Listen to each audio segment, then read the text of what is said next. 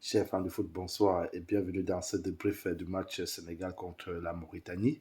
Un match qui a tenu à ses promesses, une performance de très grand niveau de la part du Sénégal et surtout la Mauritanie qui n'est pas venue pour respecter le Sénégal puisque la Mauritanie a bien tenu.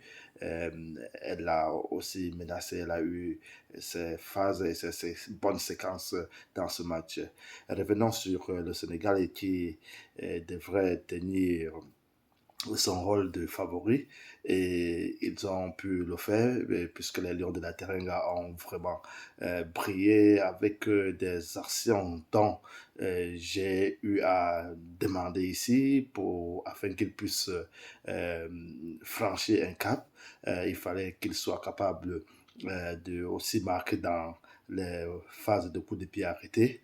Ça s'est réalisé aujourd'hui. C'était d'ailleurs une de mes exigences dans le débrief que j'ai fait, dans l'analyse de l'équipe que j'ai fait au cours de la journée et avant le match. Et aussi qu'il soit capable de marquer contre un adversaire qui est placé bas, donc un peu du style attaque placée. Et donc, ils ont fait cela aujourd'hui grâce à un déplacement supersonique de Crépin Diatta qui trouve l'espace dans le dos de l'adversaire avant de centre pour Sadio Mané. Et vraiment, le Sénégal a présenté une belle copie aujourd'hui et n'oublions pas ce but spectaculaire de Maradona, Ilman Ndiaye, qui a sorti une action encore une fois de plus de la classe mondiale, lui qui est en forme, lui qui est vraiment un élément très très très important dans cette équipe du Sénégal et qui a encore montré ce soir sa palette technique et sa finition.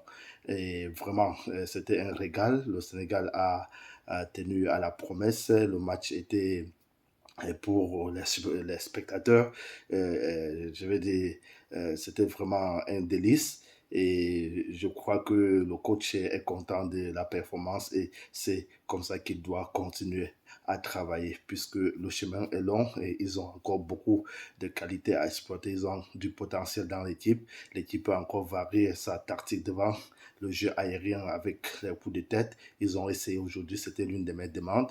Ils ont essayé aujourd'hui et bon, ça n'a pas fonctionné, mais ils sont sur le très très bon chemin. Vraiment, comme homme du match, je dirais Sadio Mané grâce à son doublé. Il était vraiment présent, il a beaucoup fait, il a essayé et il a marqué ses deux très beaux buts.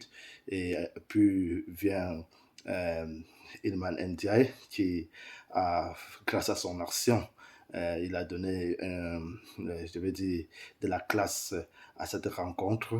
Et Ismaël Yassa, qui était aussi présent, il n'a pas eu la chance de marquer, mais il était aussi très bien impliqué dans les situations de jeu offensif.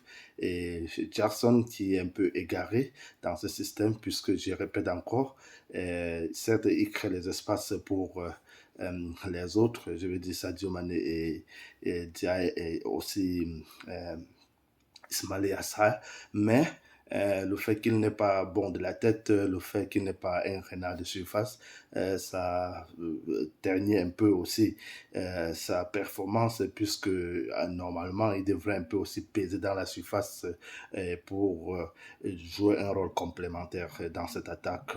Donc je crois que avec Jackson, on peut plus jouer contre un adversaire qui est venu en se considérant comme le favori et que contre les adversaires un peu underdog comme Mauritanie et les autres que le Sénégal a eu à affronter ces derniers temps, on devrait un peu mettre un attaquant de surface qui peut-être bousculer, qui peut aller dans les balles aériennes. Je crois Diallo est entré, il a fait un bon boulot et le shérif Pape Diaye aussi, lui, c'est un joueur aussi avec des qualités pareilles, je vais dire le même profil.